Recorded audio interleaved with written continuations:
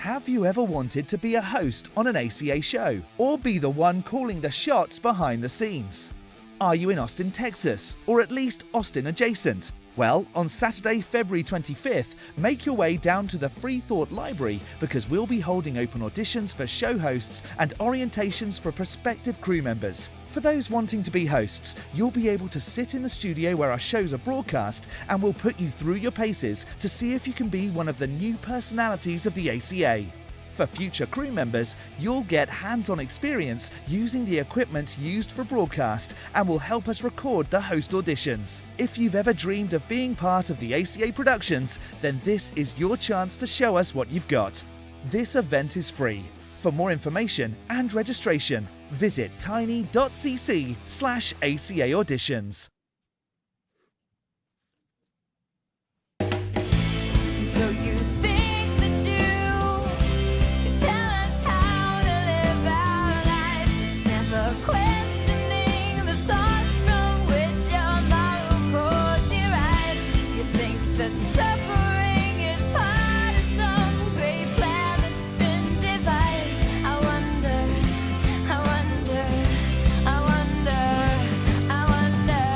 what will it take for you to start opening your eyes? I wonder. Ooh, yeah. Hello, and welcome to the Atheist Experience. Today is February 19th, 2023. I'm your host. My name is Kenneth, and joining me today is Jmike. Hello. I am so pumped. We're going to have a high-energy show. The Atheist Experience is a product of the Atheist Community of Austin, a 501c3 nonprofit organization dedicated to the promotion of atheism, critical thinking, secular humanism, and the separation of religion and government. All good things. A couple of things really quick before we dive in. One, if you are lurking in the comments, if you're that person dropping in the Bible verses, if you're talking about what you believe, don't lurk, don't troll, call. You can call. We have a phone number. We even have ways that you can just key in from your computer and call. It's free. So don't do the lurky trolly thing. But let's talk. Also, before we get started, we wanted to introduce a new segment we're trying on the show called Share Your Experience. Each week, we will be asking you, the audience, a question that you can respond to in the comment section of the video. Next week, we'll pick our favorite 3 responses and show them, and we'll talk about them at the beginning of next week's episode. All right, and we'll give you a new question then. Today, this week's question is: what is the most shocking verse of the Bible? When you leave your comment on the video with a hashtag SYE, and your comment may be read on next week's episode. But let me ask you, Jmike, what do you think the most shocking Bible verse is? It's really hard to narrow down to one, so I'll give you 2 that I have, and I'll go through them briefly. So I'll just start with the verse, I guess. I mean, I'm sure a lot of people are going to be familiar with this. And Jephthah made a vow to the Lord: if you give the Ammonites into my hand, whatever comes out of the door of my house to meet me when I return in triumph from the Ammonites will be the Lord's, and I will sacrifice it as a burnt offering. When Jephthah returned to his home in Mizpah, who should come out to meet him but his daughter, dancing to the sound of timbrels? After 2 months, she returned to her father, and he did to her as he had vowed. Judges 11:30 through 19. I believe that's the NIV. And after burning his daughter, Jephthah, that's a really hard word to say, by the way, Jephthah. I feel like I'm going to mess it up every time. Was rewarded with a prestigious judgeship and was later buried with honor. That was, to me, extremely appalling to have first had read. But I think the one that sticks out the most is something everybody's familiar with in Psalms 137, 8-9. O daughter Babylon, you devastator, happy shall be the who pay you back what you have done to us. Happy shall they be who take your little ones and dash them against the rocks. So I think everybody's probably familiar with both of those. I don't know that I have to elucidate far onto that, but that was shocking. That was shocking. Yeah, first time I read that. I think when I was like 14 or 15, seriously considering these things, wondering if I'd see, one of my friends who passed away really early again. And this is what I'm digesting as a child. So people always talk about how God intervened with Isaac in the Bible, how like Abraham was going to kill his kid, but he didn't because God stepped in and it didn't happen, thus showing that, you know, parents being willing to sacrifice their children is not a good thing. But they always forget about Jephthah's daughter. yeah. You know? Yeah. On my end, I was talking to somebody the other day about this idea found in Christianity, that not all of Christianity, before people start yelling at me, some Christians think that one of the pleasures in heaven is going to be being able to observe the torment of the souls of the damned. Aquinas talked about this. Augustine talked about this. Tertullian talked about this. The famous American revivalist Jonathan Edwards talked about this. And you can find in Revelation chapters 14, 18, and 19, this idea that like the smoke coming off of the people being tormented with the fire and brimstone will ascend up, and that the saints will be super psyched about this. And I personally find rejoicing over the suffering of other people to be shocking. So that would be my entry. Yeah. Anyway, tune in next week to hear the top 3 answers. I'm looking forward to it. You ready for a call, Mike? I am, and I don't think there's a shortage. I think No, we'll get a variation of them. Yeah, actually, it's filling up a lot. So if you're on the fence about calling in, get in now, because it's going to be a miracle if we can get to all these calls. First, let's talk to Mr. Warlights. Hey. Hi there. Hey, guys. Hello. It says that you would like to talk about how you can prove the existence of the spiritual God form of Jesus Christ. Yes, that is true. Yes. Okay, let's do it. Okay, yeah, I can make Jesus Christ appear on the show for the very first time. Everyone will see him on the show. Go for it. Okay, so I need everyone to like join me in prayer, and you have to repeat after me.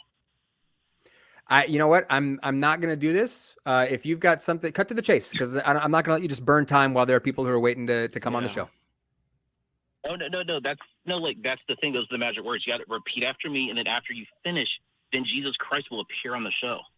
Okay. All right. Have a good one. Right. Let's talk to Clark in California. Says objective morality points to a God. Clark, how are you?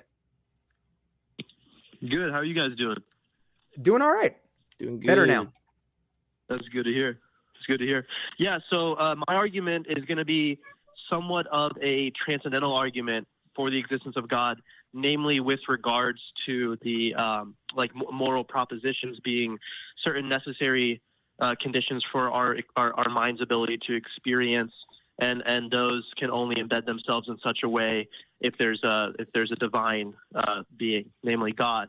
And so the question I'd like to ask you is, either of you, is, do you think that moral statements are propositional? Yeah, I'm not a non-cognitivist, but I don't know what I have to do with your argument. Yeah, what is our opinion? I mean, we're just a couple idiots on the internet, man. Well, I mean, bust out the argument.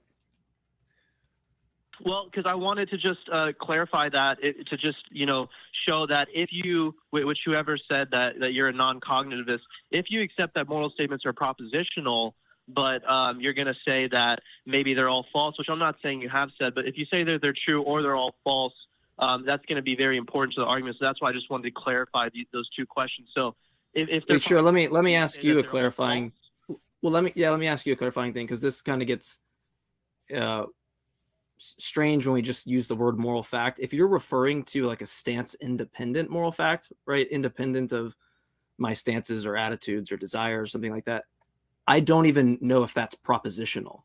If you're talking, because I don't know what a stance independent reason is. I know what reasons are tethered to my mind, what desires and stances I have.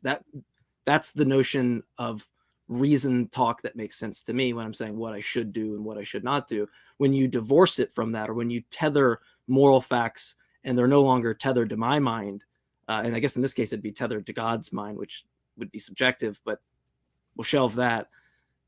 Then I don't know what you're talking about. I don't even know if the proposition is, if it's even propositional. It could just be gibberish. because I don't even know what an analysis of a stance independent reason is. That's what objective morality would be. So it's going to be hard for me to accept a Okay, transcendental so argument said, if I don't. Yeah. Yeah. So based off what you said, the argument I'm gonna give is something like a companions and guilt argument. So I'm gonna take your skepticism towards independent reasons and say no, that that's fine. I grant that. is true Companions, that's of, fine. I grant that. I grant companions and guilt. I grant it. It's fine. Okay. Like I don't have a problem. Okay, like so there are no stance independent epistemic reasons for belief. no, you have to buy into the goal, right? There aren't floating independent reasons that you ought to care about cosmology or something. That Clark, doesn't make any sense. what is your argument, Clark? Well, that's the argument. So if there are no stance independent reasons for belief, then there's no stance independent reason or categorical reason to believe any. You have to substantiate that there are categorical and so if that's reasons. the case, then there's no justification.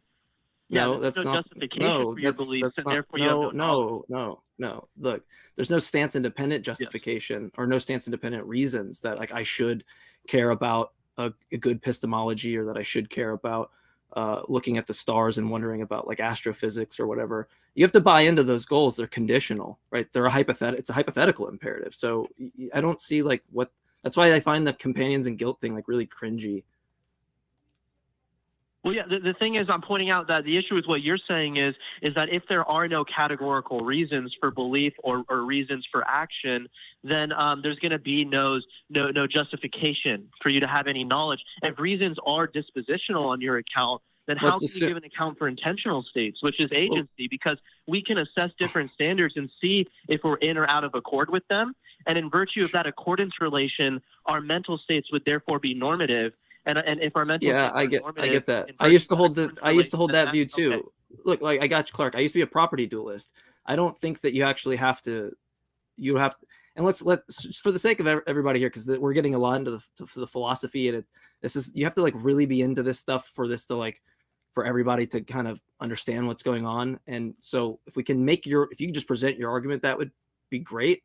But all of that stuff, that's just begging the question against my view. If I'm a type identity theorist, or if I just think that I'm a limitativist, there is no normativity or any of that stuff. I mean, this isn't going to be compelling of an argument. You could be like, oh, you don't have these things, or you don't have normativity. That doesn't trouble me. This is debates I get with people that are property dualists, or we discuss whether or not, I should, but it's just gonna be question begging. If I just deny that there's normativity or something like that, or you use rule following arguments or whatever, it's fine. Like this isn't going to be problematic on my view. It's just going to beg the question. So rather than doing this whole dance where I'm not going to accept that, just why don't you present your argument? I mean, it's already on a shaky ground because I don't accept categorical moral facts. So I don't know how I'm supposed to accept the conclusion of your argument when I already deny one of the premises. But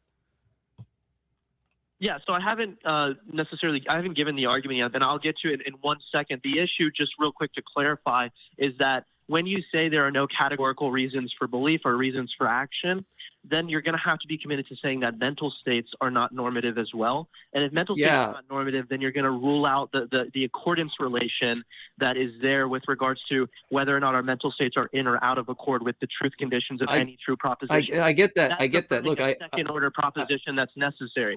So if you affirm that second order proposition that's necessary, then you need to show the inference there, which is a deductive inference, and you'd have to give the argument at that point. No, I don't have to give. Look, no. So none of this. That's not how an argument works, by the way. And I've muted Clark. Clark, this is going to be your last opportunity.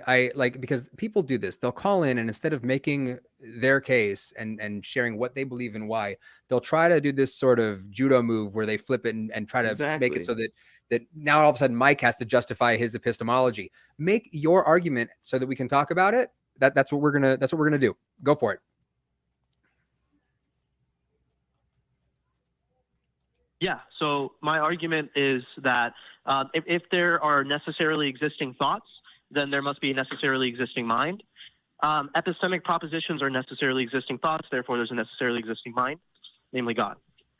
What does that have to do with objective morality? Well, because the moral propositions are going to be no different from the epistemic ones in terms of their nature. So if that argument is true, then it would just follow. It would entail that objective morality. Oh, I should just put that. I mean, I've had this conversation with somebody too on this. It's like, no, because I mean, for one thing, someone can take propositions. By the way, they can use this they can take your argument and just say propositions actually don't reduce to mental events at all. So moral propositions, they're going to be an abstract object. It's not going to be something that reduces to minds. Why? Because there's an infinite regression. Why? Because say God believes, I don't know, 1 + 1 = 2. Well, if his belief in the proposition 1 + 1 = 2 is just his thought, you get an infinite regression. The object of his thought is itself a thought, which the object of that thought is itself a thought. And you get this infinite regression. So you're acting as if like there's no defeaters for this view, when there are plenty of people in philosophy who take propositions to be abstract objects, not in the mind of anybody. So that's why you should just give your argument. Like, you're just begging yeah. But do you agree with me that there are people that take that view? You sound like you're familiar with the literature on this. So do you agree with me that that is a view that people take? I do agree. Yeah. Great. So I don't know why you're coming in thinking that you got this smoking gun argument when there's clearly, you know what? I'm going to drop you if you don't just let me finish. I don't understand why you'd come in here hot thinking you have this really awesome argument, transcendental argument, when people reject this. They reject transcendental categories. They could just say, look, I don't even think that we can get knowledge. I think the problem of the criterion is a problem. They could say all these things. You're not going to force them into submission by just telling them that they ought to think that these things exist, right? You're going to have to give additional supporting arguments to show why we should care about that. And I would rather just do some type of worldview comparison at that point and just see which view is making way more commitments, which view is way more complicated, taking way more axioms and more ontological commitments than mine. And if it's not explaining the data, but my view is simpler and explains the data, then I'm just going to go with that, right? I'm not going to have to appeal to the mind of God or appeal to propositions as abstract objects. I mean, maybe someone could give me a reason, but that would be your job, right? Not my job. By that, the academic consensus. Oh, you were talking the whole time. All right, so we're gonna drop. Yeah. So I dropped Clark because he just talked the whole time, didn't even want to listen. So that's fine.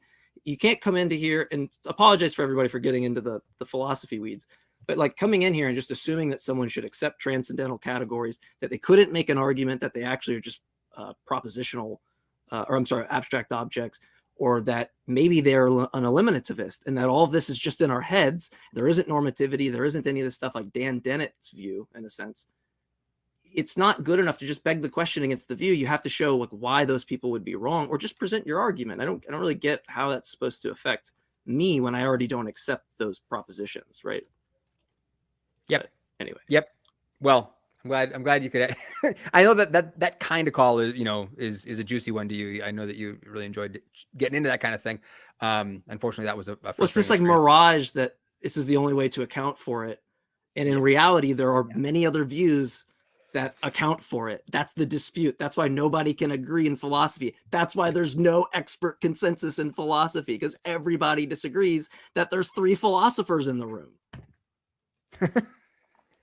Hey, if you like what we do and would like to support us, here are some of the ways to support the Atheist Experience and the ACA. That's the smoothest transition you're going to hear ever. Become a member for as little as 99 cents a month. Click the join button below the video. This will give you access to special chat emojis. I saw one this morning, or this afternoon rather, of my goofy face. You can send a super chat with a question or comment, which will be read live on air during the show. Recognize the Atheist Experience is just one of the shows put on by the ACA. Be sure to check out our other shows as well. Shows like Secular Sexuality on Thursdays starting at 7 o'clock Central. Truth Wanted is on Fridays at 7. And then we have our Sunday shows. Talk Heathen is at 1 o'clock Central. The Nonprofits is on right before this show at 3 p.m. Central. Finally, you can support us on Patreon at tiny.cc/PatreonAXP. And with that out of the way, there's a call that has my mouth watering over here, which is Kevin in Georgia, who says Judeo-Christian values are shown to produce the healthiest society. Kevin. Hey guys, what's going on? Not much. What is a Judeo-Christian value? Well, to be absolutely honest with you, I kind of said a word that is used, I would say loosely, on a normal basis, just to kind of spark the attention. What I'm really going for is the traditional Christian values that we know and believe of in America. I would say the everyday Christian, the Christians of the past couple of hundred years is what I was going for. So I do want to clarify that. Okay. What's a Christian value? So the reason I called is, for example, when we're talking about things like marriage, we're talking about things like honor your mother, honor your father, lie, cheating, stealing, all these different things is to typical commandments. And the biggest reason I called is because I'm hearing just on a normal basis, I'll be the first one to say Christianity, in my opinion, is not perfect. There's a lot of things that I probably do not agree with, although there are a lot of things that I do agree with. And I'm trying to figure out, why would we be in so much of a rush to go away from those principles when these are the very same principles that got us to this free, beautiful country we live in right now? Like I said, we could nitpick and point out all the negative things about America, but at the same time, we're being able to talk here on a Sunday to share our opinions, whether we agree or not. And I feel like those very values were thought of in the back of the people's heads that built this country. So I just wanted your opinion on that.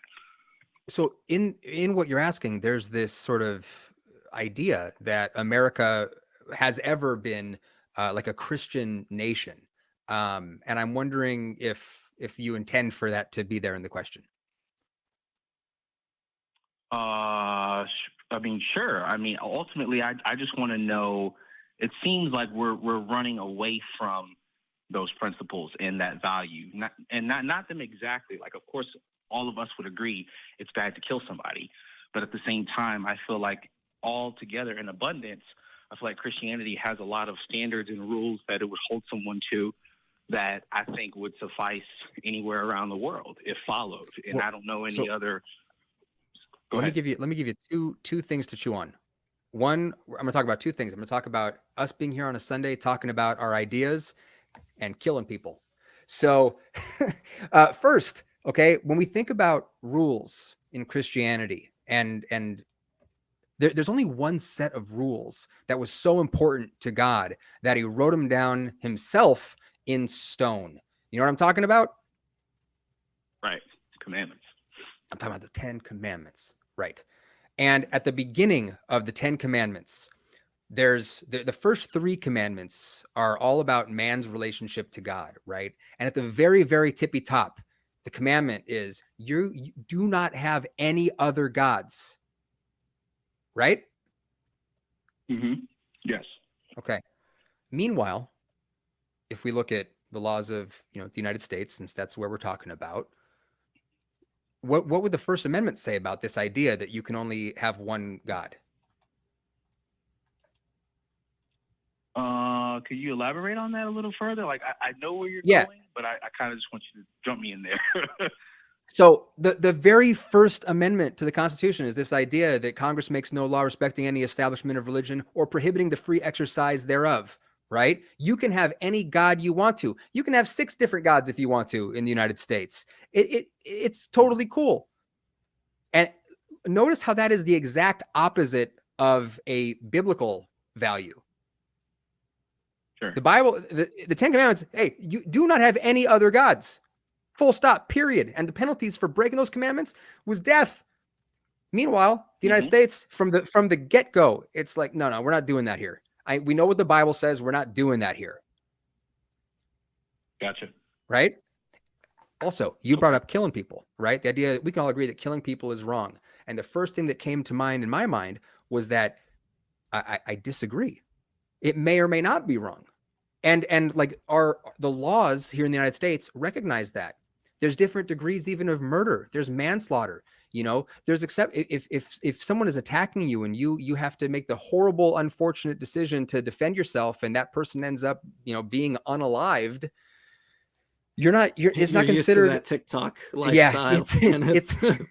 It's not considered to be, not only is it not legally, actionable, we don't even think of that as being morally bad. It's, you were defending yourself. You did what you had to do. Right.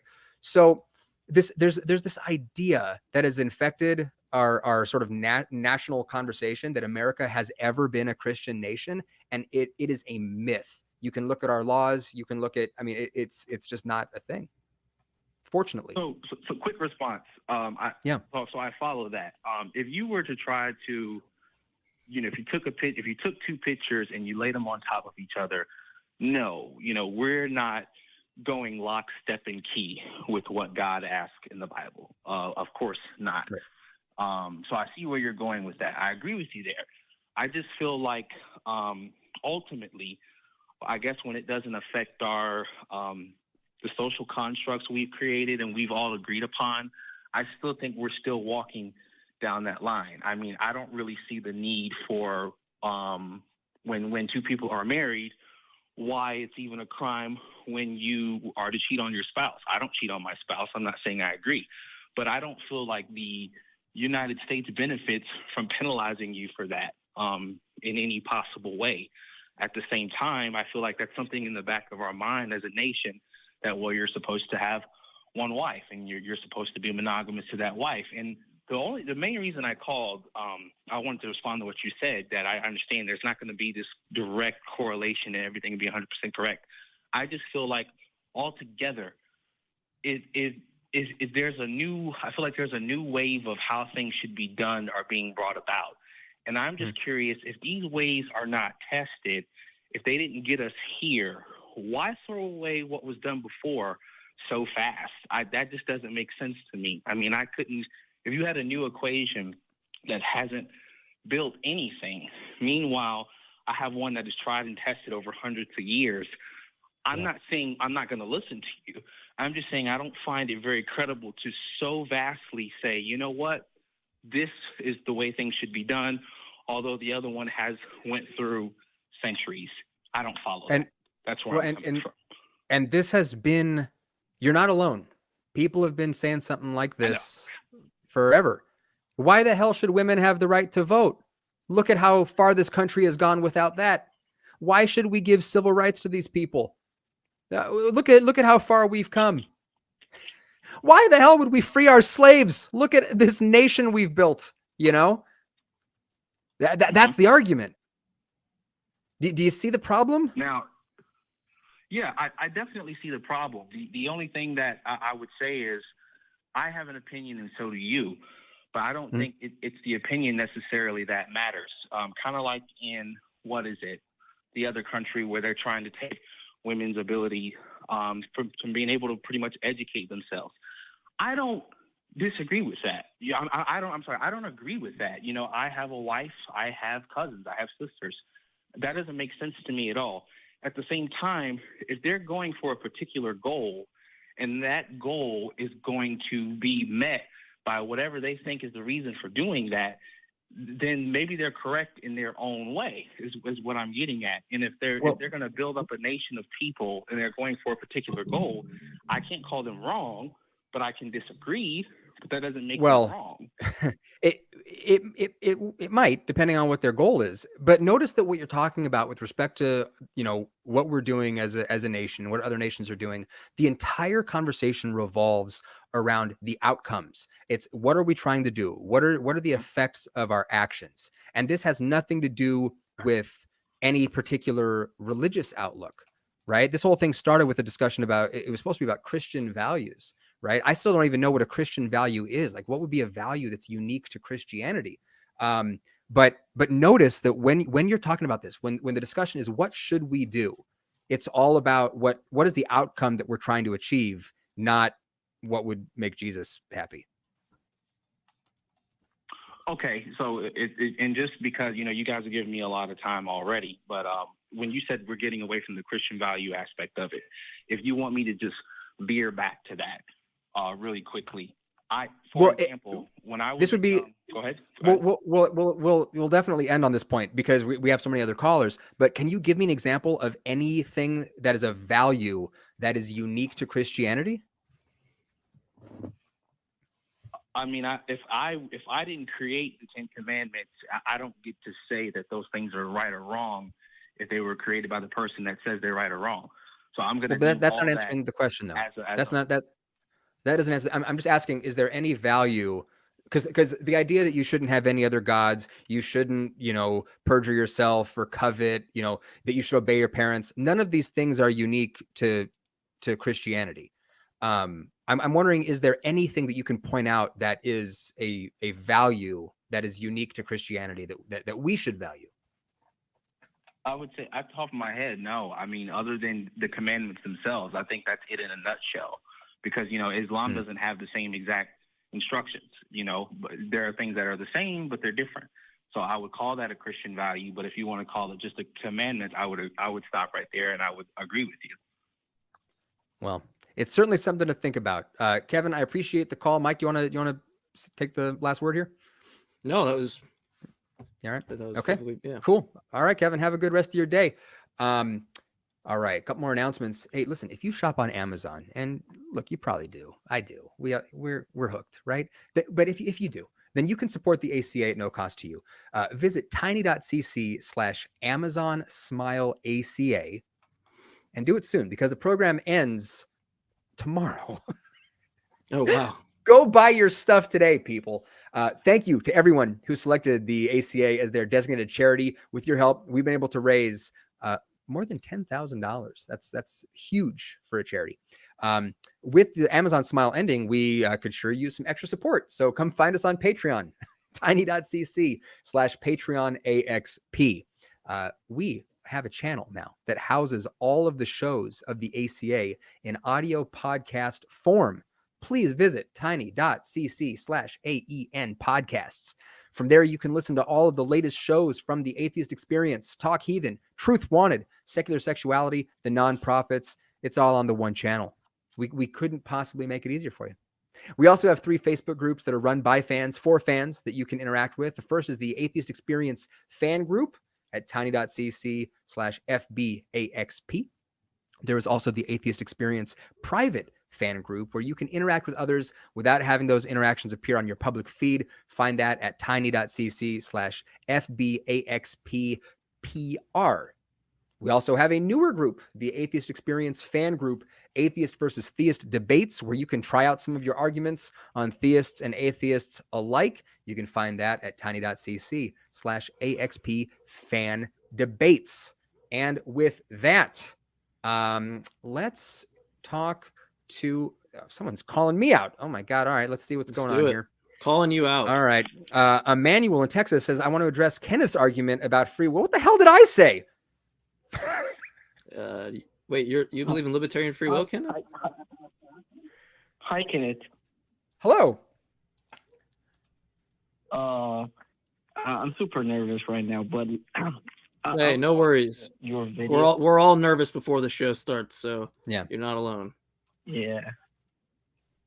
I was watching one of your videos. Uh-oh. And you're asking basic questions about, the God of the Bible and stuff. Uh-huh. And you're asking if God already knew that we will fall into sin. Yeah. And he created us either way and give us like a choice. Isn't he evil? You're saying. Yeah. So I just want to counter that argument. Yeah, and just to make sure everyone knows like what I was saying, because I've said this to a lot of people. I bring up passages. I like bringing up Ephesians 1 and Ephesians 2 to talk about how there's this idea I'm looking at Ephesians right now. What a coincidence. There you go. So there's this idea that God is sovereign, that God knows everything that's ever going to happen ever, and that God has predestined who He would and wouldn't save. Just for his own reasons, for his for his own glory. So the question that I encourage people to think about is, if God creates people that He knows are not going to be saved, why do that if they're just going to be destroyed ultimately? Oh yeah. So I do believe that God created a certain people to be saved, and God created a certain people to be damned in hell after He created them. I do believe that concept because, Yikes. I'm sorry? Nothing. Keep going.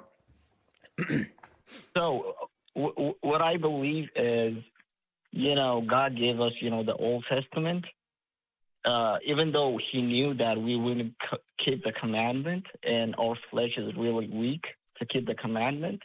I think that's why God sent Christ, because, the law was like a guardian to us so that we may grow to grace in Christ. So I do believe a certain people will never believe in God because God has hardened their hearts. That's why we don't Okay. have free will. Yeah. So If God hardens even if- someone's heart and then throws them in hell, wouldn't that be just like a horrible, evil thing to do? What I mean by yeah. I get what you're saying. Who's causally you know, causally responsible? Yeah. I don't think we could say that because if he created all things, Yeah, who's then causally he's responsible? like a creator. That's why I chose the words. I don't think we could hold him accountable, or I don't think we could say that he's responsible. If A causes You B know. and B causes C, did A cause C? I mean, there's some type of transitive notion there, right? Like A Well, ends up causing C, right? let's think about this for a second, because we're living in technologically advanced times, relatively speaking, to every other time. If I was capable of creating, let's say, a robot, right? Let's pretend that I'm Okay. a brilliant robotics engineer, and I create a robot that is capable of feeling pain. I give it a neural network. It can suffer. It can prefer to have certain experiences, not want to have other experiences. And I can force it to have experiences that it doesn't want to have. If I did that, if I created a mind essentially that could suffer, and then I put it in a position where it had to suffer and had no choice in the matter, would that be wrong for me to do? Yeah, that would be wrong, but I don't want to say God is evil and all of that because I think it's kind of a blasphemous thing, to Well, is say. it a true thing though? So, Let's put the blasphemy thing on the table. I'm Let's sorry? just focus on what's true. Let's forget about blasphemy for a second. Let's just think about what's true. Okay. If me creating something for that thing to suffer, ultimately, if that would be wrong for me to do, would it also be wrong for someone else to do? that would be wrong. I would agree. Yeah. So what's the deal with the biblical God doing that? Yeah, in the book? like imagine we start with Kenneth and we get to 8 billion people and you're like exhausted by the end of it. You're like, okay, I agree. All 8 billion, those cases would have been wrong. Why are we going to special plead for this case? When we get to God? But what I think is we are all sinners and we are all worthy of death. But if God chose a certain people and he actually predetermined their salvation, I think he's a really good God. Because now you have a scenario where you could only focus on the positive side instead of the negative side. Because God gave a certain people a certain mercy. I'm sorry? Let me go. I'm gonna go back to the thought experiment. So let's say that I've created certain robots just to torture them, but I also am a cool dude and I volunteer my time to I don't know, knit sweaters for kids who are cold. Would that make the torture thing not worth paying attention to anymore? But what if they're your enemy and they hate you and they do horrible things to you? They don't obey your rules. It's like you have a scenario here when everyone breaks God's law and everyone hates God and everyone is like wicked and evil, and we are Amunuel, I think I've identified the you have read a book and accepted a certain set of claims as true. Things like saying that we all deserve death or that people are evil. Like these are things that are found in a book, but my goodness, is there any reason to think this stuff is true? Yeah, that's where I wanted to get into, because the book says a thing. Why should me and Kenneth believe it? What I think is you have to look into the proof of that book. Okay. So the Bible in general is not Produce the pudding. Here's the proof. So what I think is the biggest proof that we have for Scripture is the resurrection of Jesus. So if Jesus Oh, actually rose from Awesome. the dead, as the Yeah. book says, I think the book could be correct. Well, see, well, you, yeah, you I mean, sound like that's- Paul. well, That's what just Paul says, right? Paul says if the resurrection didn't happen, the whole house of cards comes falling down. It's the most important claim in the Bible. You're speaking our language, man. You're talking about evidence. So what's the evidence for the resurrection? I think we have like 4 proofs that are like Okay. compelling for anyone to be a Christian. Okay. So What's one? like my first one, the most compelling one for me might be different for you, might be different for someone else. So Wait a minute. I thought we were going to talk I about am evidence for the resurrection. No, I said there are proofs that prove that Jesus actually rose from the dead. So Okay. Yeah. What are they? one of the proofs that okay, I'm sorry. You good? Hello? What? Yeah. I'm just asking you to cut to the chase. What is the evidence for the resurrection? So what I would take as a proof is like the apostles' martyrdom. So if the apostles actually died for this belief and they proclaimed it knowing that it wouldn't benefit them in any way, I think we could say that Jesus actually rose from the dead. That doesn't follow. Well, let me just ask you this. Is it possible for somebody to be willing to lay their life down for an idea that is not true? That is possible. A lot of people have done that. Great. Yeah. So then you admit that what you said doesn't logically follow. So we'll just table that one. So what's the next one? So the other will be after someone believes in Jesus Christ, the effect that Well, it has. I'm is sorry. more Can, like- real quick. I just want to, just real quick. I'm sorry to be rude. I want you to go right to that, but I just want to give you an example to chew on. Think of homeopathic remedies and people who are convinced that they're not going to get cancer or that they're going to cure cancer or whatever it's going to be that they have, and then they end up dying. They truly believed it. So you have to think of that these examples exist in everyday life. People die for beliefs that they think are true. But anyway, Yeah. I just want to throw meat on the bone there because I want you to fully, that's the first one you lead with. I want to give you an example to show why that it doesn't follow. Yeah. But you were talking about the belief's power to change somebody's life. That's the second one? No. It's like when you believe in the scripture, God will give you a Holy Spirit, and you can speak in different tongues. So really, speaking in tongues is like the biggest evidence in the New Testament, right? Have you ever gone on Google? Because there are people who today in like Pentecostal churches who will say that they're speaking in tongues and that it's the Holy Spirit doing something. Have you ever just got on Google and looked at what people who are experts in languages and linguistics have to say when they look at like recordings of people doing the tongue speaking stuff in churches? Yeah, but Paul said there are angel languages. So all languages that are given by the Holy Spirit is not like a human language. So, Emmanuel, do you know? You're 2,000 years removed from Paul. Why are you taking so much stock into what Paul says? It's because I deep down believe that Paul is like a true apostle of Christ. So okay, but look, if someone that you love comes up to you and says they saw the risen Elvis or the risen Tupac and it's transformed their life, I mean, do you believe that person? They just come up to you and they just tell you a claim.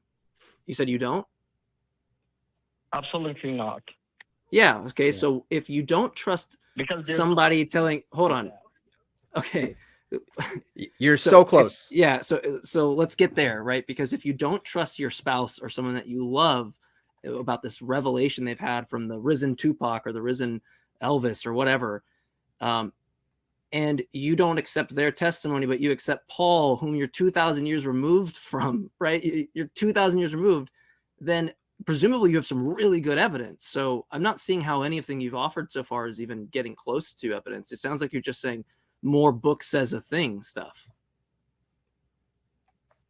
Yeah, not only that, as I've told you, I told you there are some proofs might be compelling to me. It might not be compelling to you. So it's kind of like subjective. I don't think proof is like something that is objective all the time. So, well, let me address that it's real like quick, because I give the reason that some of the things that I say might not convince you, but I do believe that taking the words of Paul is like it's like the most Christian thing to do, because like, yeah, but you have to imagine that we're the people, we're like your wife, right? We're the people who are coming up to, like, we're you in this situation, or in the situation where your spouse or someone says, I saw the risen Tupac, right? You're going, I don't accept that. That's us in this situation, right? You're coming to us about Paul and Jesus, and we're for the same reasons that you would deny your spouse who tells you this. Me and Kenneth aren't accepting that, because there isn't really any evidence that's being produced. You just keep talking about Paul and what he said. That's just the claim. That's not the evidence. I've got to tell you, so I'm going to end it here, Emmanuel, because we got so many other callers, and I want to be respectful of their time. This idea about like what is compelling drives me nuts, because it has nothing to do with whether something is evidence or not, whether or not a claim should be believed or not. Yes, people have all different evidentiary standards. But if you are willing to accept something that is obviously not evidence and it's compelling to you, that is your problem.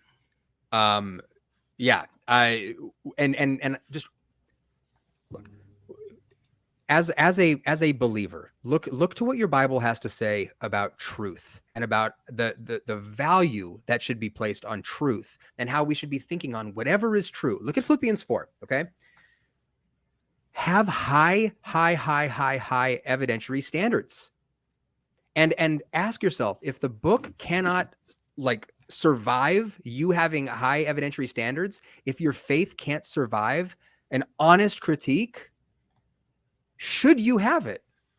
All right. Look, I'm not gonna write. Okay. Anyway, or if it argues and spurns against that in Proverbs 3, and lean not on your own understanding. But and I was thinking about that, man. So it's weird when it tells you the snake oil tactic up front, like, hey, it's not you. Everyone's gonna think you're crazy, right? But trust me, you have found the truth. You see, your eyes are woke. You will know everything more than all the sheep. That's all Proverbs 3 is doing. So if you like, I guess my concern is, even if you do have a critical analysis, there's always this chance you get to Proverbs 3, and then the faith card, the faith safety net gets to come back out and gets to catch you before you hit the ground. There are Proverbs 3, Hebrews 11. I mean, there are passages in the Bible, and this applies to a lot of religious texts, that function as like defensive mechanisms. Okay. Yep. If you will accept, I'm going to lean not on my own understanding, my faith is evidence. Of course, the tongue thing isn't going to be a language that we can understand. We're not going to there's no way for us to test it. It's a magical angel language. You are insulating yourself from being able to find out what's actually true. And that is a problem. But it's how the religion survives, is by having those defensive mechanisms.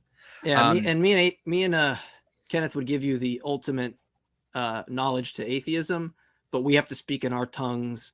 And, we only do that, like, that revelation's for us, and some people don't understand. You have to hang out with us, and we hold hands. You can't understand naturalism until you do, like, you got to play stuff with your tongue. Iron Maiden song backwards. It's a whole ordeal. Look, exactly. The ACA hosts several shows other than the Atheist Experience, including The Nonprofits, Secular Sexuality, Truth Wanted, and Talk Heathen. If you didn't catch all of the shows last week, here's a taste of the things you probably want to go back and watch.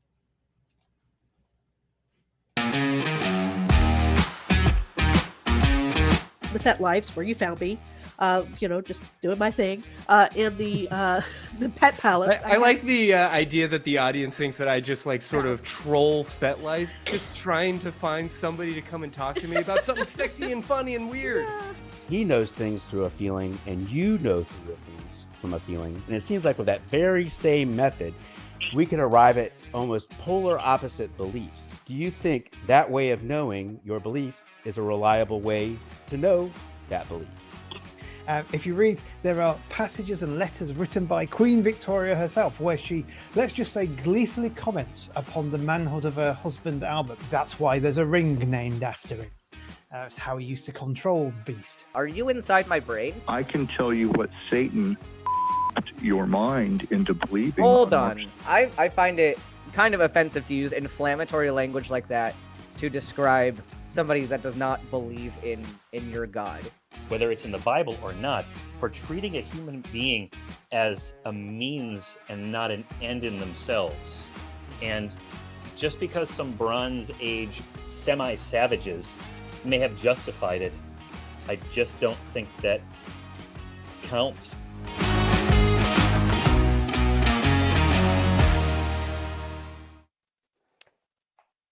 If you, yes, you, can arrange to be in the Austin area on February 26th, consider joining us in the studio audience at the ACA Free Thought Library for live broadcasts of Talk Heathen and the Atheist Experience. Doors will open at 6 p.m. on Thursday and Friday and noon on Sunday. Parking is where you can find a legal spot after the lot is full. If you can't make it there this month, we will continue to broadcast live from the library the last week of each month. So keep an eye out, keep watching the shows and our website, atheist-community.org, for news and information as we expand our in-studio offerings in the near future. And speaking of being in the local Austin area, if you live in Austin or are Austin adjacent, we are in great need of additional crew members for the shows. If you are interested in assisting with video, audio, or call screening, and you can attend our live studio shows, please email us at tv@atheist-community.org, and the production team will be in touch. Can we get a peek at the production team? Can we get a crew cam? I know this is an odd time to spring that on the crew. You guys got to, here we go. We love our crew. We love our crew and our crew cat, who's in charge of this whole production. Let's go chat. Don't step on crew cat. Never. Let's chat with Zach, who is asking, what logical reason do atheists have against Islam? Zach, how are you today?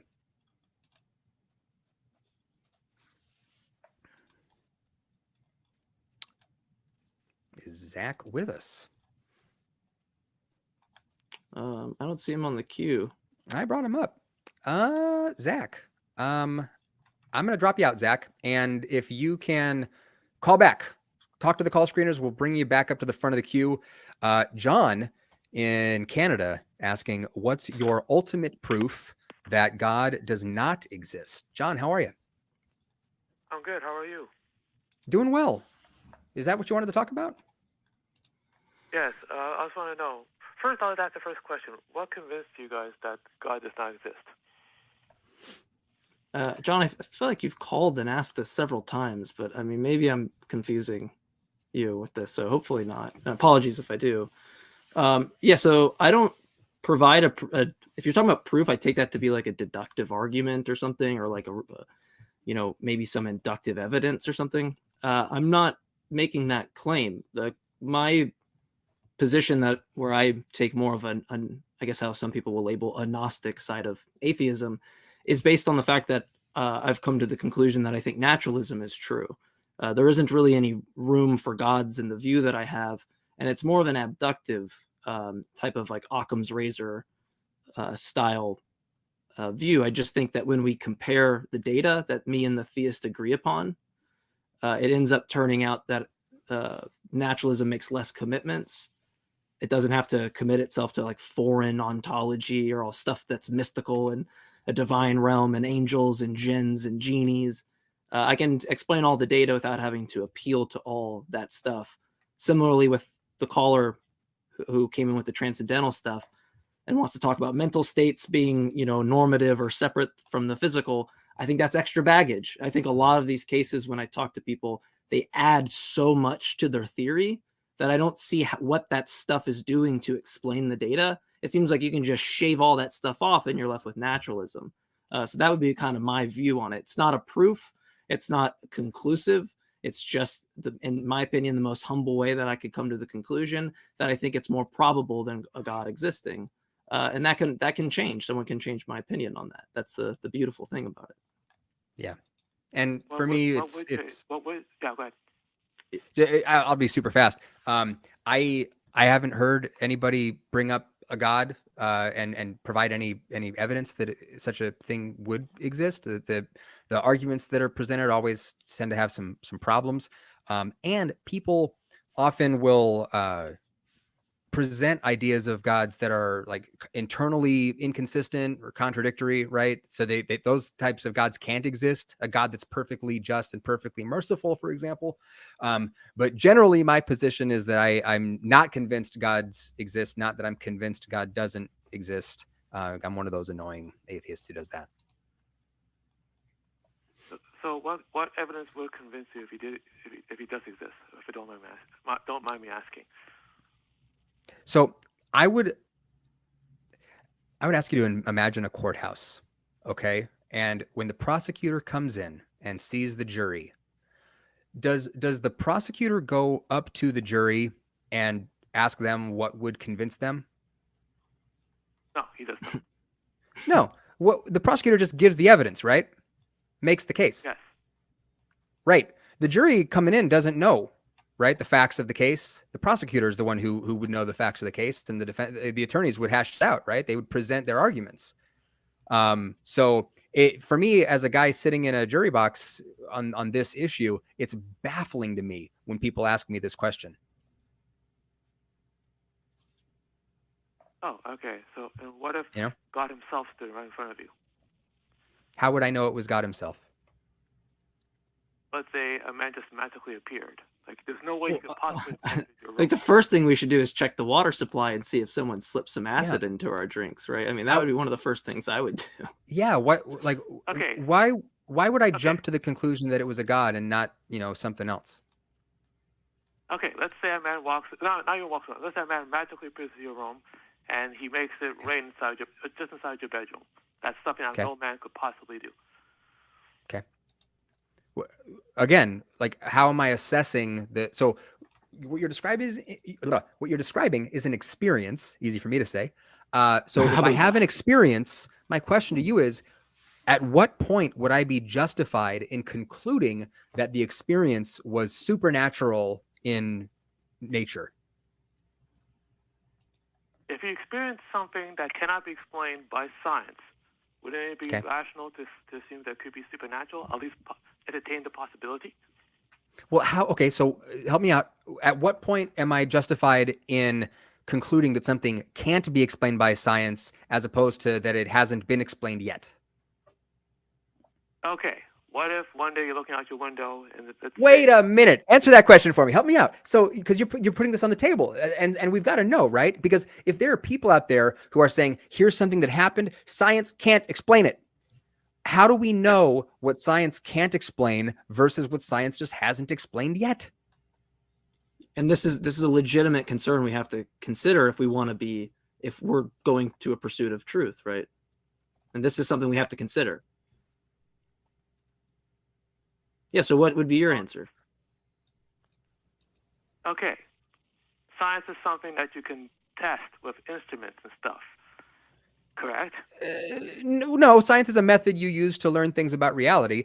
And I have to point out, just as a quick sidebar, that there have been a lot of things that we have thought about as a species and gone, science can't explain that.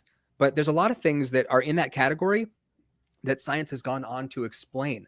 And I have to point out that every single time science has ever found an explanation for anything ever, it has never been God. Ever. But what if it did one day? What if?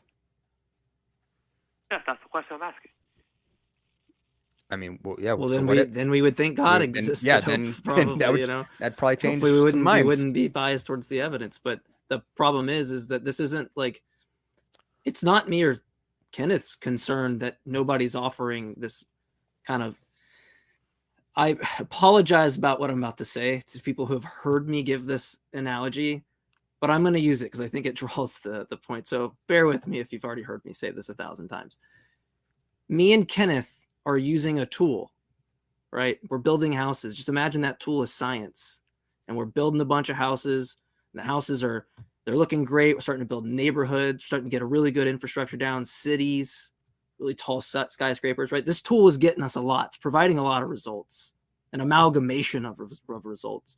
And you come up to us and you say, hey, but there's this other stuff that we could do. There's another tool that we can use that's useful to detect this other stuff or to build this other great stuff. And me and Kenneth are like, okay, that's great. Yeah, maybe the hammer's not the only thing that we can use. What's the tool? But what's strange is that when we look at your lot, you're kicking rocks, right? You haven't even built a foundation. And not even that, you can't take us to Lowe's or Home Depot or any store and show us what aisle to buy the tool in, what the tool smells like or looks like, what it tastes like if I put it to my tongue, if it's metallic, right? I have nothing. I can't even conceive of the methodology.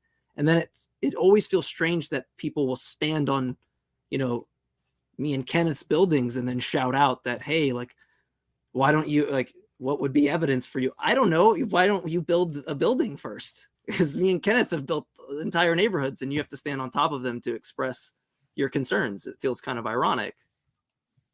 So I'm open to this other tool, but you have to take us to Lowe's or Home Depot or whatever and show us that we can actually purchase it. I just find that I never get there. Okay, so are you telling me that there's absolutely nothing that could convince you? Is that what you're telling me? No, I'm saying I take me to Lowe's. Yeah, yeah, evidence is all that it would take to change my mind. If you're saying that science can't do it, just give us another methodology, right? Yeah. If there's no scientific evidence, what kind of evidence is there? The point of that analogy is just that I'm open to other tools than science. You just have to show that there is such a tool. But I proposed one at the beginning. What if God literally stood right in front of you? Yeah, the question still would be of like, how could I know that it was God? When would I be justified in going, okay? Well, and John, I have a clear answer to that. It's the same thing with David Hume. With David Hume, if you wrote, Jesus lives or whatever in the sky or something like that, with all the stars. I mean, the first thing I would do is not say like, oh, I accept it, or there's being standing in front of me. I would be concerned of whether or not someone slipped some acid in my drink. Or I'd be more concerned about psychological facts. That would be the first thing I would do. Why? Because I have a set of background information that's there you go. Every single time, like Kenneth said, when this happens, it does end up when we can detect it, having some root psychologically or something that just was a mistake, something pattern recognition, right? Any of these types of things that can explain it. I'm not justified in seeing it right away and going, oh, that's clearly God. I mean, that might be evidence, but I have to do some investigation. I can't just stop there and bow down to this thing. How do I know if it's not an alien with just wants to fuck with me? Right? Just like I'm bored. I have all this technology. Let's fuck with this guy who looks like Jesus and put Jesus in front of him. I mean, they both sound ridiculous to me. All it takes, John, is all you have to do is reflect for a moment and recognize that all of us have the capacity to be wrong and come to wrong conclusions about our experiences and be confused. And if that's the case, if people can be wrong about the nature of their experiences, if they can be confused, then we just, we need a little something extra before we're justified in concluding that our, conclusions are correct. If somebody poofed out of thin air in front of me knowing that I can be wrong about stuff, knowing that it's possible for people to see things that aren't there, knowing that there's a whole bunch of possible candidate explanations here, I am not justified yet without some extra evidence in concluding anything other than that I'm having an experience. Okay, so are you two men familiar with Answers in Genesis? Yeah. Yeah. Okay. Those people are totally firmament that God exists. They're sure about that, and nothing could possibly change their minds. They're not open. I want to know. Right. Are you open to any and all possibilities? Yeah, of course. We've established that. Yeah. Okay, but before I'll accept that something's a possibility, I need evidence for it. Well, yeah, and if it just turns out, if it turns out that you give us descriptions of God and they're contradictory properties, then yeah, me and Kenneth can go, yeah, squared circles don't exist. This God that has contradictory properties probably doesn't exist, given, that we like logic, Okay, well, that's all I wanted to know. Well, thank you for talking to me, gentlemen. Have a good night. Yep. Have a good one. Take care. Have a good one. Hey, Zach's back. Let's get Zach. Awesome. Zach, how are you? You want to talk about what do atheists have against Islam? Is that correct? Yes, how are you? Hey. Yo. Yes, can you hear me? Yes. Yeah, what's up? Okay, so I just want to start off first. Do you believe in a creator? No. A creator of what? Like I'm holding a pen in my hand, and I'm pretty sure someone created this pen, but I don't think that's what you're talking about. Greater than the pen. Do you believe someone created this world that we live in, that you walk in, the air you breathe? Of course not. Okay, so with atheists, right? One thing I've noticed is that they don't apply their standards to actual real life. So if your wife just told you she got pregnant without another man, or the owner of your car, whoever built your car, just told you the pieces magically came together, you wouldn't believe that. Right. So why do you believe it on something infinite times Yeah, greater? it's just so easy. This is so easy because one, we have a background information on building what people of assembly lines that build cars, right? We know they don't come together based on that. Now, under your view, you think God designed everything, right? Everything was designed by God, right? Wait, really quick. Hang on, Mike. Before we go here, I just gotta ask, what do you think atheism has to say about the formation of Earth? They don't have an answer. It's just doubt. That's exactly what. Wait. I'm asking you, hang on.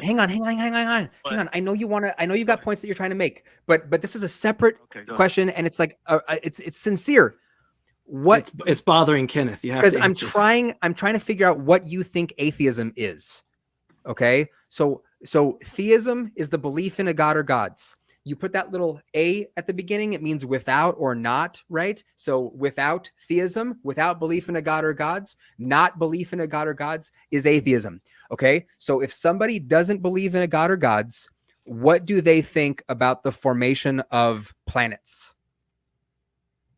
They don't have a clear explanation. They just try to dodge around it because, see, when it comes to atheism, people say it's a lack of evidence, but really, you don't want evidence because deep down you're too arrogant to worship God. Let me try this again. If I hang on. If I don't collect stamps, what does that tell you about my thoughts on how planets are formed? See, this is what you guys do. I've noticed. And another thing before I get to the point, you guys talk to Christians a lot, or you don't. No, I'm gonna put the mute button. We're not gonna like dodge, right? Because for one, Kenneth was asking you a question. I am gonna continue with the thing that I wanted to go through. You're not gonna gish gallop to like 6 points. We're not gonna do that. So if you want to stay on the phone and stay on the show, just answer Kenneth. Don't do this whole you're arrogant. Don't do this whole meta attack. It has nothing to do with the content. Focus on the content of what's being talked about. Don't focus about the meta attacks. It's so dumb. It's childish. So childish. Can you re-ask the question? Yeah. And focus on the content this time. If somebody doesn't collect stamps, what does that tell you about their thoughts on how planets are formed? If they don't collect stamps, what does that have to do with? Okay. Well, what's your point, though? Wait, hang on. Really answer the question. If somebody doesn't collect stamps, what does that tell you about what they think about how planets are formed? If they don't collect stamps? Yes. There's no correlation. I don't. Fucking nice. Great. You nailed it. You nailed it. Well Awesome. done. Bravo. Okay, so let's try this with the other thing. If somebody is not convinced that gods are a real thing, if someone doesn't believe in God, what does that tell you about what they think about how planets are formed? It's a false analogy. I get what No, it's not. It's Do me a not favor. false Do me a favor. analogy. Hang on. We'll deal with whether or not it's a false analogy later. Just answer the question first. What does the one thing tell you about the other thing? If they don't believe planets exist or God exists, could you say that again? If somebody is an atheist, all right, someone doesn't believe in God, what does that tell you about what they think about how planets are formed? They don't have an answer. Or I guess what you want me to say is there's no correlation. Is that what? Yes, Well, there's no correlation. The reason I want you to say that is just because it's true. That's the only reason. Though. There is No, a there Okay, is, what no, is no, no, and I'm gonna explain to you why there isn't, right? Because I have a neighbor. Okay, go ahead. He's an atheist. He takes the position gods do not exist. He's like a very firm Gnostic atheist, right? He thinks the Earth is flat. He doesn't think that there are planets. There's no entailment from the fact that he believes in God that he has to think that there are planetary disks from which planets form from, which is my view, by the way, just going with science. So I do have a view, and it has empirical data to support it, by the way. It has nothing but that view that I take and the view that my neighbor takes has nothing to do with our atheism. They're separate propositions that we're talking about, that we're judging. So Kenneth's point stands right there. Okay. Even if someone takes a position that God doesn't exist, there's no correlation. Even if they take the position that I don't believe in God, there's no correlation in both cases. And there are theist cosmologists who have the exact same ideas on how planets formed as the atheist cosmologists they work with. They just think a God was involved. But how the planet was formed is still a result of, natural processes. There's gravity involved. There's chemistry involved. They just think that's guided by God, while the atheist Where do those wouldn't. natural processes come from? Yes, Zach. Well, okay. now, No, now we're listen. getting somewhere. Yeah. Okay. So this is what I wanted to get into you with, because this is really important when you talk about the design. You came in saying, "Is there a caller or a caller?" I'm sorry. Is there a creator? You're the caller. Is there a creator? And so I asked you a question, and it seemed like you answered yes. Under your view, everything is designed by God, right? Course. Awesome. So in your view, when you did this whole builder analogy, things randomly coming together, in me and Kenneth's view, we think that there are natural objects that aren't designed, like rocks. And then we think that people can take rocks and design things with them, like sculptures or like buildings.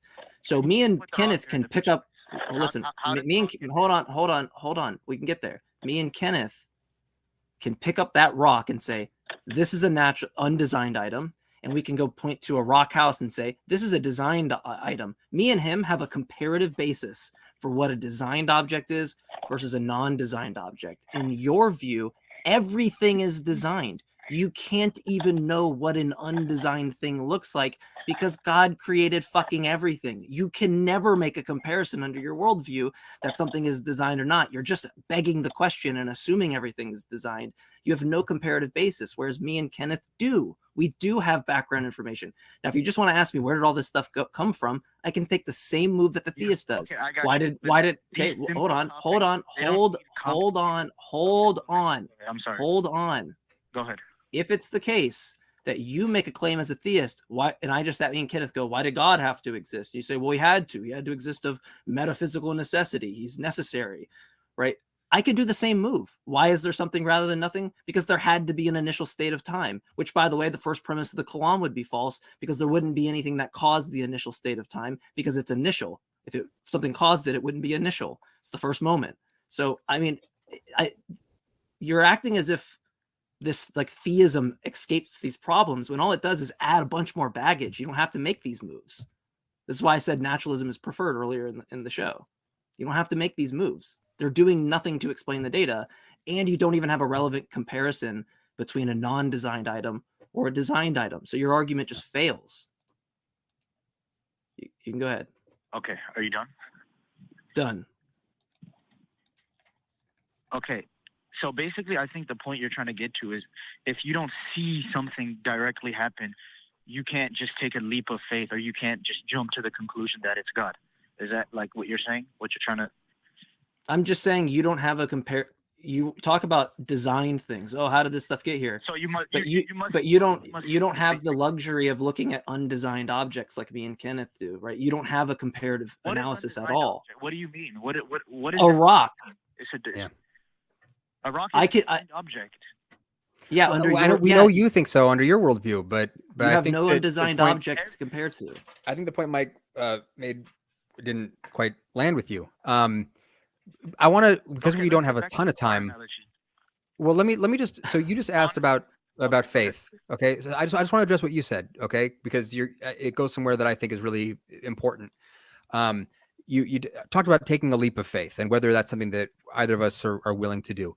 And so I just want to quickly ask you, when you use the word faith, what do you mean? Okay, but it's not even a leap of faith. I don't want to say leap of faith because it's logical as well. But just because you didn't see the creation happen live, can you not believe it? Is that basically what your point is? I don't think that's either of our point. But I'm just really quickly, can we just drill down? Let me give you an example. So if before you get there, can I say one thing?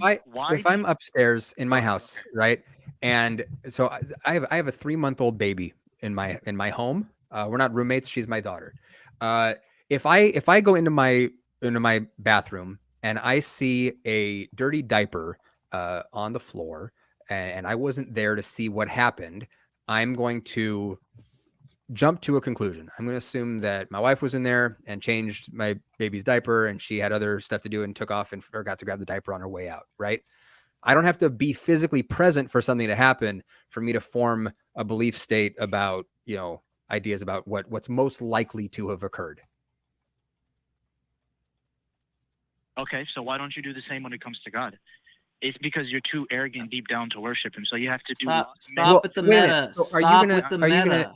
You look if you're so gonna, weak when you do this meta shit. If you're gonna ask the question, just ask the question, okay? Imagine for a second, and I'm not doing this. Quickly, let me finish, and you can. No, say Zach, you need to focus on the Zach. You need to focus. No, you don't get the luxury to or the privilege to be like, no, let me talk, because all you're doing is making a meta. You're too arrogant for this or that. That's not addressing the content. That's just you making a really pathetic move to try to get out of focusing on the content. Come out and say it. No, you're not going to come out and say, yes, okay, God exists, I don't want to worship him. You have to use mental gymnastics. Let me tell you why I won't say that. Let me tell you why I won't say that. And I think it's probably the same reason for Mike and for every other host that you'll see here, is because it's not true, is why we won't say it. I've heard multiple of the hosts say that live. Even if God exists, we wouldn't worship. I've many times. So you can't say that. There's a difference between even if God exists and we don't believe God exists because we don't want to worship. Okay, you're all over the map right now, man. So when you ask why wouldn't I? Same thing. When you ask, it's not. When you ask why wouldn't I take the leap of faith? Okay, with respect to the one thing and not the other. Okay, like I know that my baby exists. I know that my wife exists. I know that dirty diapers are a thing that happen in my house right now. Okay, there's a lot of stuff that is there where there's all of this legwork that's been done, like to give me some solid epistemological grounding for thinking, hey, my wife probably changed the diaper in here and just left it on the floor. Okay, so I've already got most of the work done. I don't have to make a bunch of unnecessary assumptions that aren't supported by any evidence to come to my conclusion there. All right. I've got by definition, one belief is rational and another isn't. Okay. And it comes down to evidence. Do you understand that? Yeah. Okay, doing but this whole, maybe the baby you don't believe the diaper herself, right? Why don't you accept that? Right. Because of the lack of evidence. There's all right. no background information on such an event. So when I'm trying to use my brain to figure out what is most likely true, because that's what I care about. What's true. Okay.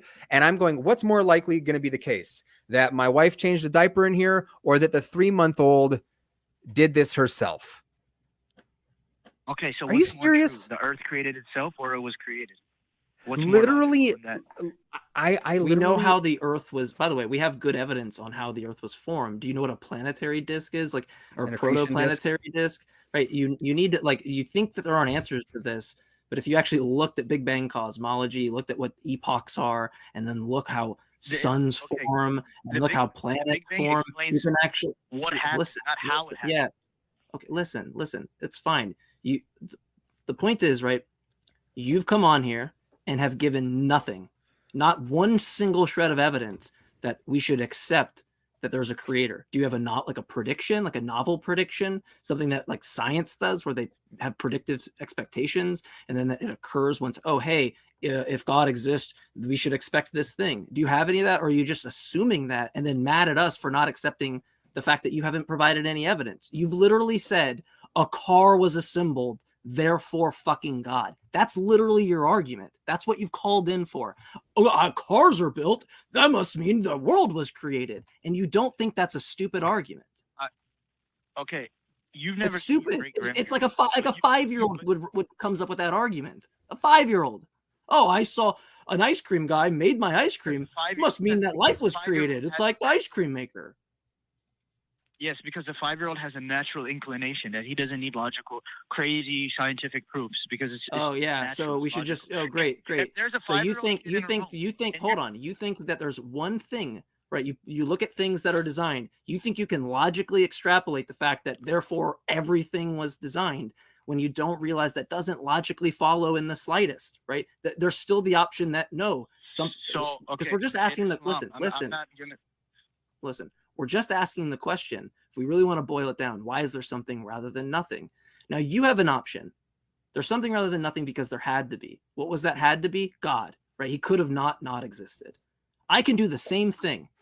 Why is there something rather than nothing? There's an initial state of reality, the singularity, whatever, first moment of time, first moment of natural reality. And you go, why does it exist? It had to exist. I can make the same move that you do.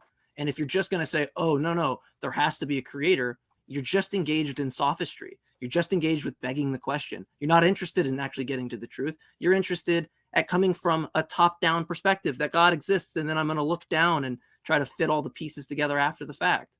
That's why that move is dumb. You have to present an actual argument or give evidence, not just assert it. Okay, atheists try to make science an entity. Science can't create. So yeah, I'm gonna mute you until you give evidence, or we're gonna move on. Well, Zach, I wish I know that you don't see it right now. I hope you go back and watch the call, because what Mike is trying to, me too. What we're trying to encourage you to do is just slow down and be honest. All right. So right now you're not talking to all atheists. You're talking to two guys who are atheists, who don't agree on everything, who have our own perspectives, right? When you say something like atheists make an entity of science, it's wrong out of the gate, man. And by the way, here's how dumb this argument is. Snowflakes form spontaneously. That must mean the universe spontaneously formed. It's the same logic. If I said, "Oh, I see a snowflake," no, yes, it's a jump. Exactly. Both cases are non sequiturs. No, both cases are non sequiturs. Yes, and I'm going to explain to you why. I'm going to explain to you why. If I make an observation and I say this thing spontaneously formed, that thing spontaneously formed. It wasn't designed. It was spontaneous. Therefore, the universe must be spontaneous. Spontaneously came into existence. I would be committing the same fallacious reasoning that you are with this call. There's nothing different. That's why me and Kenneth wouldn't make a dumb argument for atheism. We wouldn't call the theist experience or the Christian experience to go, hey, have you seen snowflakes? They spontaneously form. That must mean that the universe spontaneously formed. They'd laugh at us. Your argument is no different. Go back to the drawing board, get a new argument. This one sucks. Okay, before you let me go quickly, can I ask, have you guys looked into Islam at all? Yeah. Yes. And why is it not logical to you? Or why do you deny it? Can you give me some logical reason, since you love logic? Well, I mean, we'd have to go through it. Well, I don't take a firm, it's not like Christianity with me where I'm very confident that Jesus was a failed apocalypticist and that's really detrimental. I don't have that type of critical analysis on Islam like I do for Christianity, but that's not saying that there isn't any. It's that I've spent more time on what stuff is culturally relevant. Now, the reason why I don't accept the Quran or Islam is I'm just not convinced that it's true. I don't think that there's like something that shows that it's false necessarily. I mean, we just have to have that conversation. Now, if you made a claim like a lot of Muslims do that there's no errors in the Quran, I think that form of Islam is clearly false, right? Because there's several things like embryology, or talking about how Jesus's like body was swapped or that he wasn't actually crucified or whatever. Like all that type of stuff to me is clearly false, right?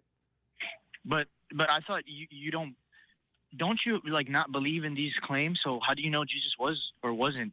I accept that Jesus existed. I think the scholarly evidence So is, when you is argue in my. with I'll get some Go slack for this, but I'll get some slack for this, probably. But yeah, I'm not a mythicist. I accept like I'm 2 or not a 3 mythicist facts either. about Jesus. But I He gotta was say, probably baptized. He probably was crucified, and he existed. That's the 3 that I were you accept. there? Can you prove it didn't happen? So you Is an extremely weak you believe position. that man. without seeing it, but you don't believe this earth has It's a creator. based. It's no, No, it's it's based on a evidence-based, man. critical analysis on history, dude. This isn't just like So you if I could look, if Jesus didn't exist, that'd be great. My argument would be easier, right? Wait, Zach, let me hear. So what is like make your argument. Okay. Let's go ahead. So the point is, I don't just argue to argue. I'm not just gonna sit here and argue. It's okay. You can drop me if you want. But honestly, you guys should be intellectually honest and not just argue to argue. Like, Let are me you seriously? Zach, Zach, let me tell you something real fast, Zach. Let me just real quick. The ad hominems. Hang on, Zach. So let me tell you something about me. So I was in the Army from 2007 to 2011. And while I was in the Army, I heard people say a lot of things about Islam and a lot of things about Muslims. So when I went to college after getting out of the Army, I saw that there was classes that were being offered a 2-semester survey of the Quran, right? And I was like, I'm going to take that because I guarantee all the stuff that I've heard from my friends about Islam is fucking wrong, and I'm going to find out. So I went and took the class. I took these 2 semesters. I was the only non-Muslim in the class. I read the Quran from cover to cover in English, right? I know that that's going to count as points against me because I don't read Arabic, but I checked it out. What more do you want me to do? Oh, sorry. I got a little trigger happy on the mute today. Oh, he was going on that whole You just time. don't want to believe. Zach, did you hear what I just said? Did you hear what I just said about what I did? Yes, I heard. You did read it, and you weren't convinced. But were you not convinced because the evidence wasn't convincing, or you just don't want to believe? I didn't. I was not. don't want I religion. wasn't given any evidence that would support the claim that I would Islam is respect true. atheists more if they just said straight up, like, okay, Zach, God what did I exists, just tell we you? don't want to worship him. Zach, what did I just tell you? What is Hang on, this Mike. shit? Let me take him down this road. Zach, You want what did- people what did I- to be an Zach, atheist and say, "Oh, God did." Zach, what did I tell you? Down, if you didn't believe, why do you have a call show where you spend hours and hours of your day? Yeah. Because it's Zach. relevant. Because people make legislation based on these bullshit beliefs, and I have to be surrounded with people that hold to this shit, and it affects people. It affects women's right. It affects trans right. It affects my gay friends. What the fuck are you talking about?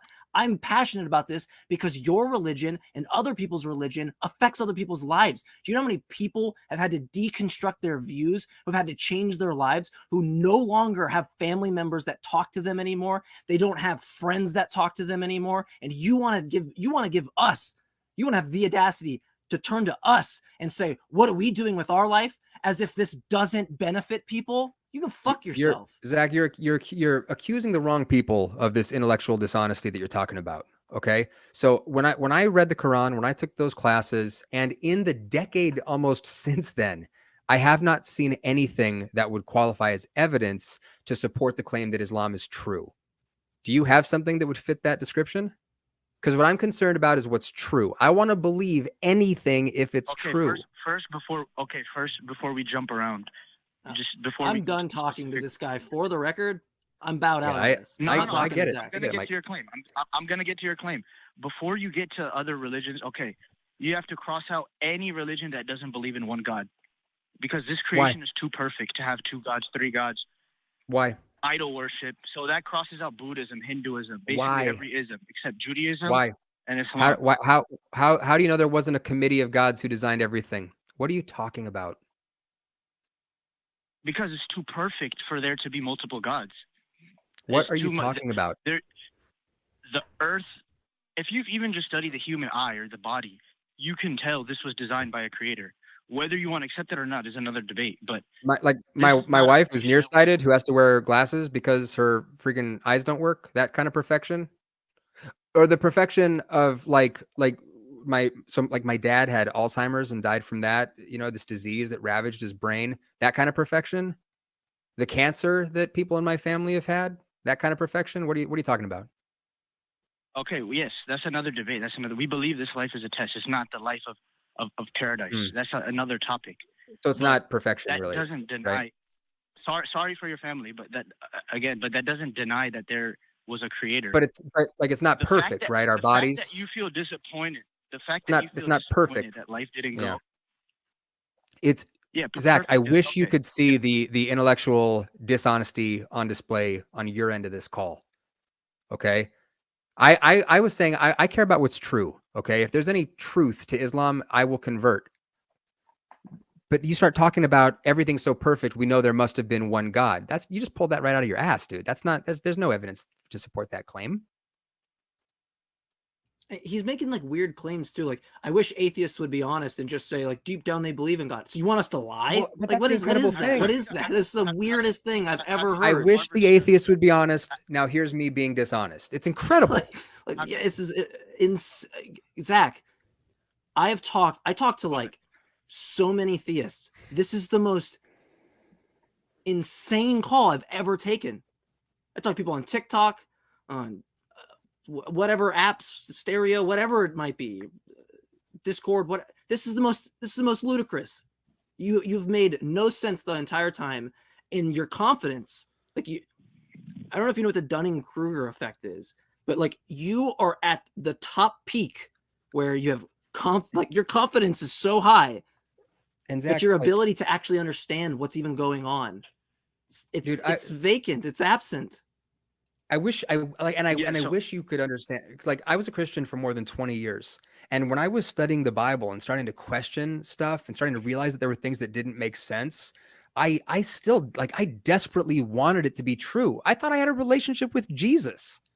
I wanted it to be true. But when I realized I didn't have good reasons for believing it, I had to let it go, man.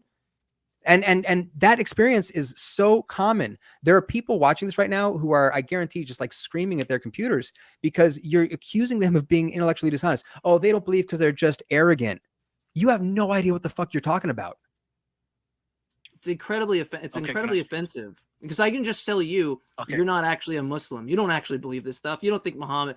You don't think that the moon was split. You don't think any of this stuff. I mean, imagine I did this. Imagine I just said, look, Zach, you're not a sincere believer. I know that you don't believe this Aisha stuff and marrying a 6-year-old and a 9-year-old. You surely don't believe that stuff. Like, you have to think that's wrong. What if I did that to you? Right? That's dishonest. If we're in the pursuit of truth together, Zach, right? Because if we're gonna find any little nugget of where we agree with the other person on the other side of the call, it's that hopefully we're in the pursuit of truth together. Hopefully that's what we're doing. Okay. And you don't sound like you're on board with that. You sound like all you care about is like, I don't know, like dunking on an atheist when you haven't even jumped off the ground. Like you fell like horrendously. You dropped the ball. The other team scored. Okay, before you let me go, just one final thing. Why do you not apply your logic to when it comes to this topic? You know, like, again, I don't want to go back to the same thing, but let's say, for example, the kid example, like if your baby was in the bathroom. If your baby was in the bathroom, why can't it be a 50-50 probability that he just changed his own diaper? Because that's what you apply to God.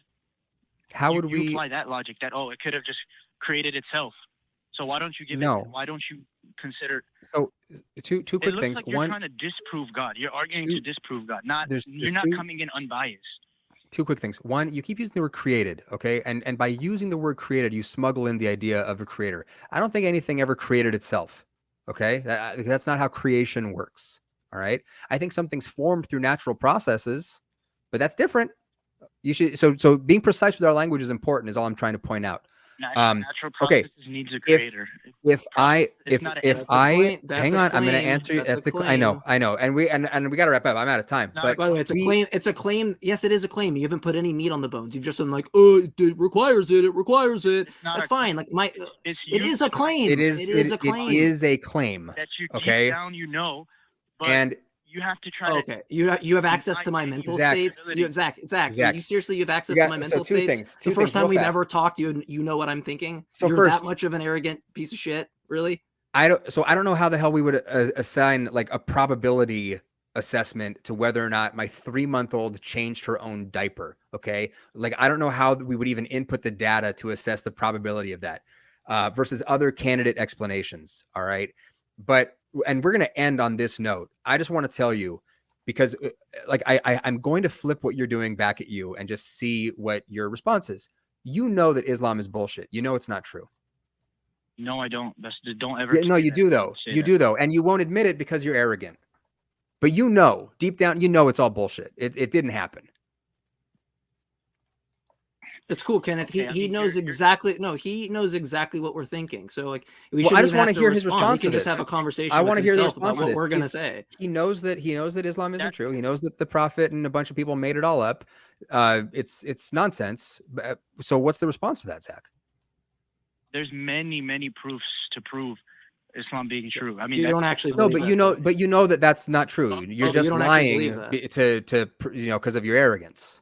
yeah. So Yeah, exactly. Islam is not like Christianity. It's No, fake. yeah, but you said that, but you really don't mean it though, Zach. You actually mean You the have to opposite. come to Right. a conclusion to establish that Prophet Muhammad is a true prophet. Yeah, but After that, no, but you don't actually believe that though, Zach. Right. Why are you doing that? You're Your just arrogance is arrogant. getting Why are in the you way. why are you talking about this? You're just this is Yeah, what are you doing?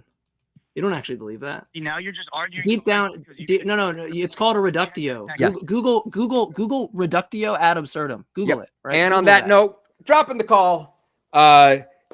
Zach, go back and watch it. Because we're out of time. Apologies to there were some atheists who waited a long time to try to get on, and we couldn't get to you because we give theists priority.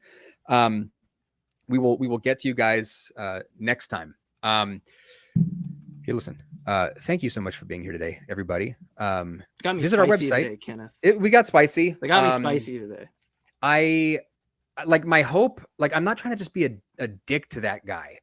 Even it's not just like returning fire. I'm genuinely hoping that he recognizes how having someone tell you what you believe is just like the most ridiculous thing. Like you, as those words detonated in your head, and you're like, this guy, he doesn't know what I believe.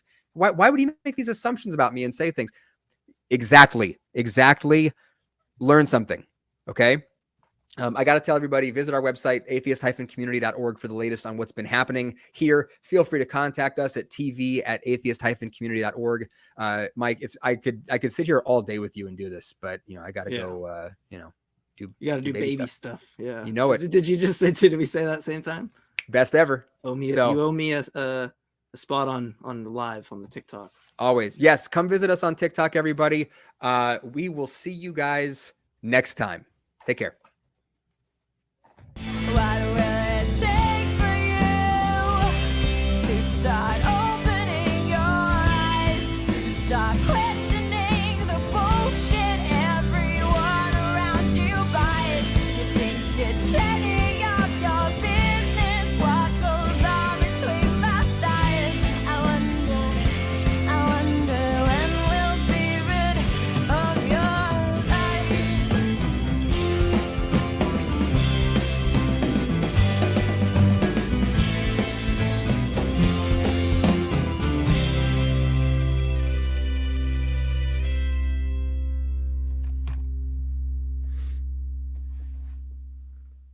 Have you ever wanted to be a host on an ACA show or be the one calling the shots behind the scenes? Are you in Austin, Texas, or at least Austin adjacent? Well, on Saturday, February 25th, make your way down to the Free Thought Library because we'll be holding open auditions for show hosts and orientations for prospective crew members. For those wanting to be hosts, you'll be able to sit in the studio where our shows are broadcast and we'll put you through your paces to see if you can be one of the new personalities of the ACA. For future crew members, you'll get hands-on experience using the equipment used for broadcast and will help us record the host auditions. If you've ever dreamed of being part of the ACA productions, then this is your chance to show us what you've got. This event is free. For more information and registration, visit tiny.cc/ACA auditions.